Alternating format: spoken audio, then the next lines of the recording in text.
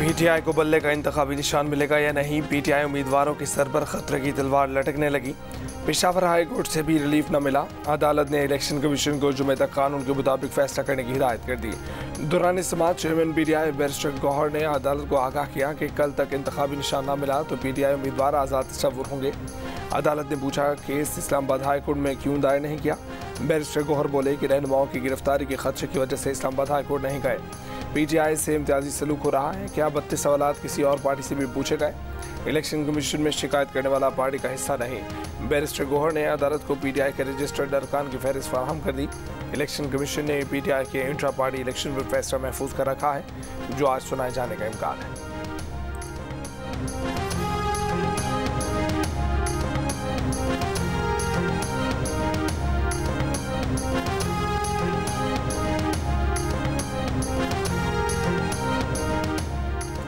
Toshakhana case में बानी PTI की नाअहली बरकरार। इस्लामाबाद हाई कोर्ट से रिलीफ न मिला। इलेक्शन में हिस्सा लेने पर सवालिया निशान। अदालती फैसले में कहा गया कि तहरीक इंसाफ ने सजा मुअत्तली की दरख्वास्त पर फैसला मुअत्तल करने की सदा ही नहीं की थी। सुप्रीम कोर्ट वाज़ेह कर चुकी है कि सजा मुअत्तली से फैसला मुअत्तल नहीं होता। कानून में सजा मुअत्तली के ऑर्डर में नज़रसानी या तरमीम की गुंजाइश नहीं। सजा मुअत्तली की दरख्वास्त दायर करते वक्त इलेक्शन कमीशन का नाअहल करार देने का नोटिफिकेशन मौजूद था, मगर इसके बावजूद सजा मुअत्तली की दरख्वास्त पर समात के दौरान कोई बहस नहीं की गई। अब सजा का मुकम्मल फैसला मुअत्तल करने का गैर मामूली रिलीफ मांगा जा रहा है।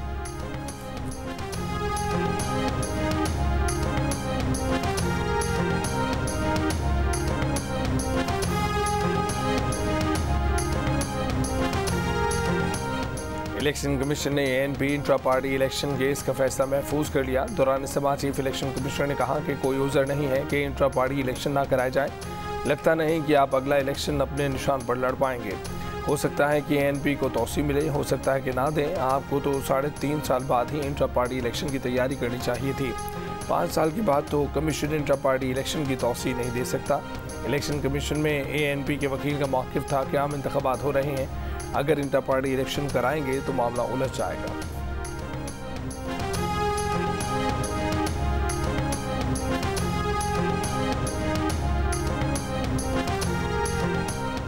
इस्लामाबाद हाई कोर्ट के फैसले के खिलाफ सुप्रीम कोर्ट जा रहे हैं। हाई कोर्ट का फैसला सुप्रीम कोर्ट से मुअत्तल हो जाएगा। पीटीआई रहनुमा लतीफ़ खोसा के जियो न्यूज़ के प्रोग्राम आज शाहज़ेब खानज़दा के साथ में बातचीत। चेयरमैन पीटीआई को भी ताना मार दिया, कहा कि बैरिस्टर गौहर खान का इतना तजर्बा नहीं जितना मेरा है। पीपल्स पार्टी के साथ ये सब हो चुका है। बड़ी पार्टी को बाहर रखकर इलेक्शन की साख मुतासर की जा रही है। पीटीआई ने मुतबादिल प्लान तैयार कर लिया। बानी पीटीआई को जो सज़ा दी गई वो गलत थी, फैसला अबूरी था, उसे तब्दील किया जा सकता है।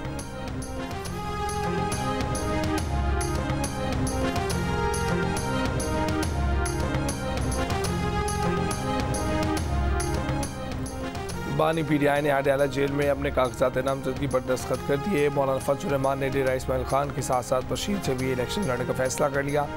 डेरा में उनके मुकाबले में पीपल्स पार्टी के फैसल करीम कुंडी सामने आ गए। शेख रशीद के रावलपिंडी के 2 हलकों NA 56 और 57 से कलमदवात के इंतखाबी निशान पर इलेक्शन लड़ने का फैसला। फैसलाबाद में भी इंतखाबी दंगल तैयार। रान सनाउल्लाह NA 100 फैसलाबाद से मैदान में उतर आए। NA 96 से तला चौधरी, NA 97 से इस्तेहकाम पाकिस्तान पार्टी के हुमायूं अख्तर और NA 104 से राजा रियाज किस्मत आजमाएंगे।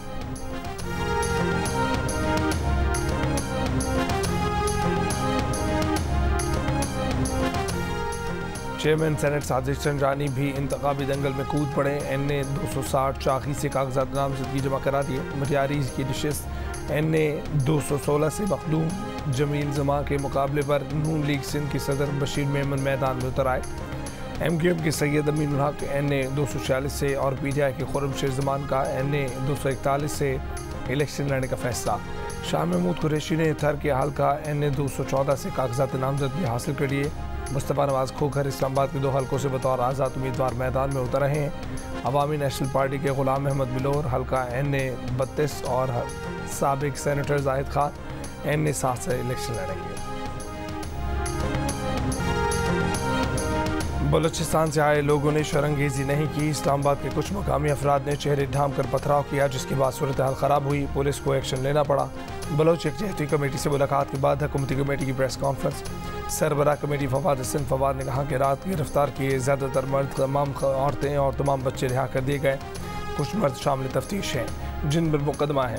उनकी रिपोर्ट कल तक आ जाएगी। फवाद हसन फवाद ने कहा कि इंटेलिजेंस इत्तलात थी, इसलिए मार्च के शुरा को F9 पार्क जाने का कहा।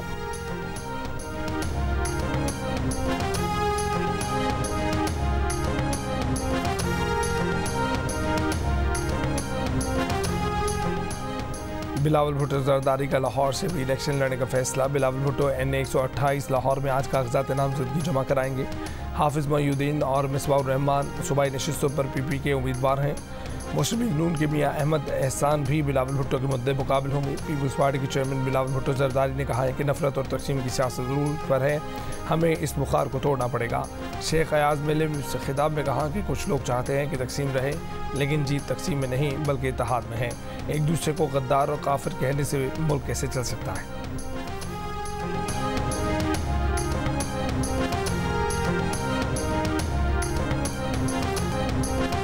माँ की याद में नज़म ने बेटे को रुला दिया। बिलावल भुट्टो जरदारी के सामने अयाज मेले में शायरा और अदीब शहर इमदाद हुसैनी ने बीबी की याद में नज़म पढ़ी तो बिलावल आबदीदा हो गए। तवज्जो से नज़म सुनते रहे, आंखों में आई नमी को बार बार रुमाल से पहुँचते रहे।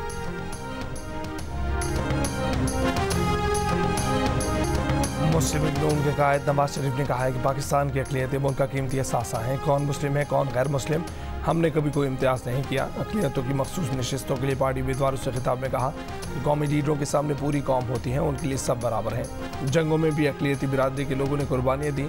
कायद आज़म के कई साथी मसीही और हिंदू बिरादरी से थे, पाकिस्तान बनाने में किरदार अदा किया।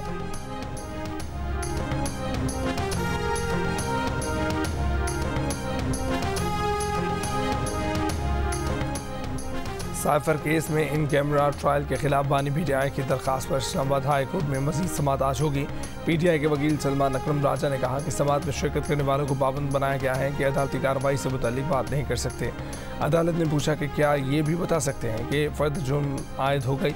वकील बोले बिल्कुल, अदालत ने मना किया है। मीडिया और सोशल मीडिया पर साइफर केस की कार्रवाई शाया करने पर पाबंदी लगाई गई है। खसूसी अदालत का कहना है कि रिपोर्टिंग से दोस्त ममालिक के साथ ताल्लुकात पर असर पड़ सकता है।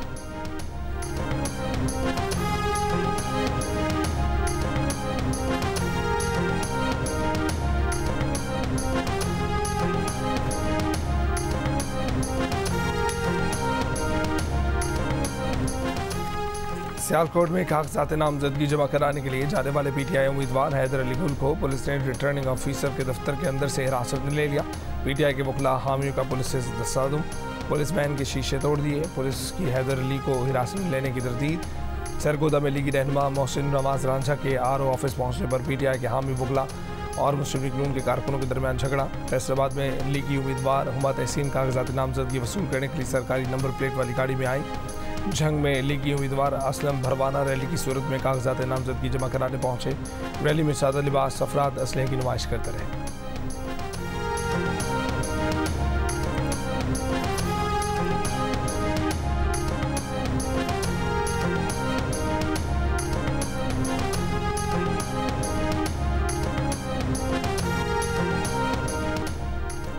फरवरी 2024 को होने वाले आम इंतखाबात के लिए कागजात नामजदगी जमा कराने का आज आखिरी रोज़। MKM और JUI के बाद नून लीग और बलूचिस्तान अवामी पार्टी की भी कागजात नामजदगी जमा कराने की मुद्दत में 2 रोज़ की तौसीक़ की दरख्वास्त। इसहाक डार ने इलेक्शन कमीशन को मरासले में कहा कि कागजात नामजदगी जमा कराने के लिए सिर्फ 3 दिन दिए गए। दस्तावेज़ात मुकम्मल करने के लिए वक्त दरकार होता है। बलूचिस्तान अवामी पार्टी के पार्लिमानी लीडर मंजूर काकड़ ने मरासले में कहा कि दस्तावेज़ात पूरी न होने पर कागजात नामजदगी मुस्तरद हो सकते हैं। पोलिंग की तारीख तब्दील किए बगैर इलेक्शन शेड्यूल में तरमीम की जाए।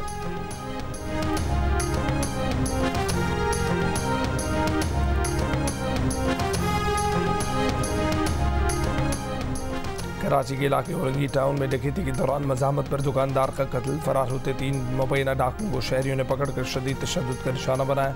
पुलिस ने तीनों मुलजिमान को मुश्तिल शहरियों से छुड़ाकर अस्पताल मुंतकिल किया, लेकिन तीनों मुबैना डाकू दम तोड़ गए। कराची के इलाके सुरजानी टाउन में डकैती की कोशिश नाकाम। शहरियों के तशद्दुद से मज़ीद 2 डाकू हलाक हो गए।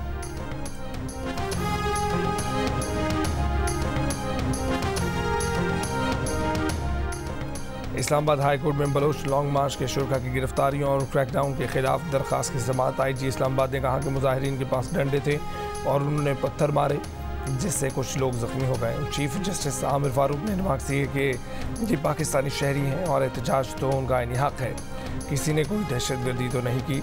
अदालत ने आईजी को हुक्म दिया कि जुमे तक बताएं कितने अफराद जुडिशल हुए, कितने गिरफ्तार हैं, कितने रिहा हुए।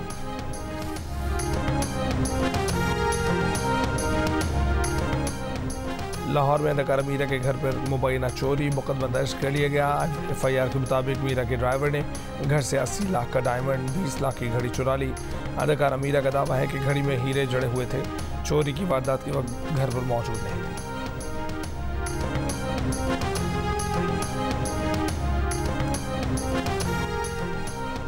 सेंट्रल जेल करक में कैदियों पर तशद्दुद की वीडियो वायरल हो गई। IG जेल खाना जात उस्मान महसूद का वाक़े की इंक्वायरी का हुक्म। असिस्टेंट सुपरिटेंडेंट आलमगीर खान समेत 16 एहलकार मौत। वीडियो में असिस्टेंट सुपरिटेंडेंट जेल की मौजूदगी में कैदियों पर तशद्दुद देखा जा सकता है। कैदियों शाहिद अयाज और मोहम्मद अफनान से आइस बरामद करने का भी दावा किया गया था।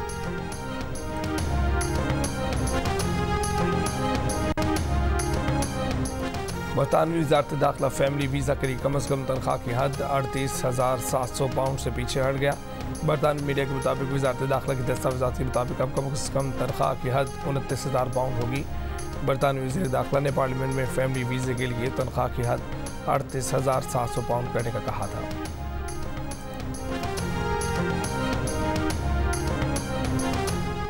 जमहूरिया चेक के दारुल हुकूमत प्राग की यूनिवर्सिटी में 24 साल तालिब इल्म की फायरिंग, 15 से ज़ायद अफराद हलाक, 24 जख्मी हो गए।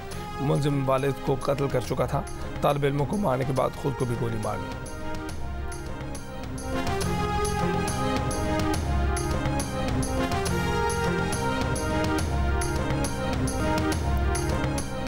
इसराइल का गजा के इलाके शुजाइया पर भी कब्जे का दावा। खान यूनिस की यूरोपीय अस्पताल के करीब बमबारी, 55 फ़लस्तीनी शहीद। गिरफ्तार फ़लस्तीनी की तादाद 4,500 से ज़ायद हो गई। हमास के जवाबी हमले, कई इसराइली फौजी हलाक, फौजी गाड़ियाँ तबाह। हमास ने इसराइली बमबारी में मारे जाने वाले 3 यरगमालियों की वीडियो भी जारी कर दी। अमरीकी खुफिया एजेंसियों ने तस्दीक की है कि इसराइली जंग से हमास का असर रसूख मज़ीद बढ़ा है। हमास ने खुद को मुस्लिम दुनिया में फ़लस्तीनी कॉज के मुहाफ़िज़ के तौर पर खड़ा कर दिया है। कैनेडियन वज़ीर आज़म जस्टिन ट्रूडो कहते हैं कि इसराइली इक़दामात यहूदी रियासत की हिमायत को भी ख़तरे में डाल रहे हैं। अक़वाम मुत्तहिदा की सलामती कौंसिल में गज़ा जंगबंदी पर पीर से मौखर वोटिंग आज होने की तवक्को।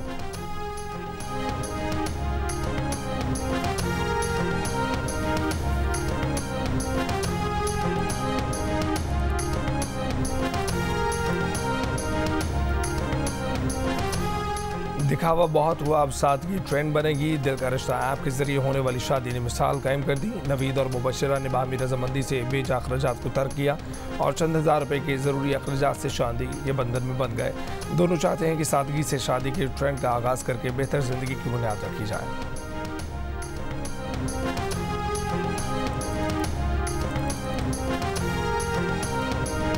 आपकी जो रियल वाइफ है वो आपकी दूसरी शादी करवाना चाह रही हो, तो कितने पैसे लेंगे? रियल वाइफ ऐसी कहाँ होती है? हाँ, और ये ख्वाहिश मेरी तो ना हुई ना, फिर फर्स्ट वाइफ की ख्वाहिश हुई ना जी। लाजानू। आपको किस एक्ट्रेस ने टफ टाइम दिया? यार मेरे सामने एक एक्ट्रेस ऐसी आती हैं जो जितनी बार भी आई है ना वो छोड़ गए। मतलब कुछ ना कुछ ऐसा कर जाती हैं वो कि मैं सोचता रह जाता हूँ कि यार अच्छा अभी बहुत कुछ सीखना बाकी है। और उन साहिबा का नाम है सबा कमर। और अदाकार जाहिद अहमद का मनफी किरदार निभाने का तजुर्बा कैसा रहा? अगर बीवी ने दूसरी शादी की इजाज़त दे दी तो करेंगे? जानने के लिए देखिए प्रोग्राम हंसना मना है आज शब 11 बजे सिर्फ जियो न्यूज़ पर।